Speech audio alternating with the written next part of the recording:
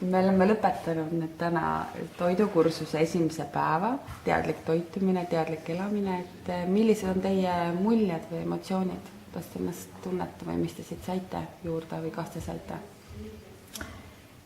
Ma ütleksin niimoodi, et muljed on imetoredad, imeilusad just sellepärast, et tegelikult ma sain täna aru sellest, et kui tähtis on inimesele toit ja toitumine õigesti. Et ma saan aru, et ma siiani pole osanud õieti toitu teha ja toitu õigesti osta ja valmistada.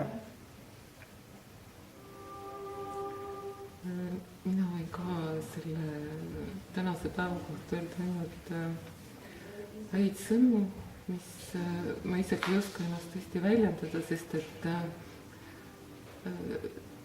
igasuguseid tundeid on sees jälle, emotsioonid on täiesti laes ja toidud, mida me siin valmistasime, olid imehead ja need õpetas nagu olema teadlik sellest, mida sa sööd ja kuidas sa sööd,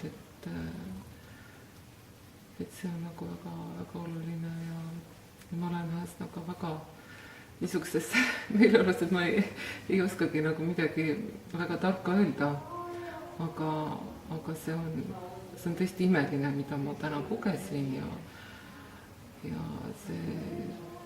seda tahan ma veel kogeda homme ka, eelhomme ka veel. Ja peale selle sain ma aru sellest, et söömisel ja toidu tarvitamisel, toidu ostmisel tuleb kuulata iseennast ja oma keha, mis on väga tähtis.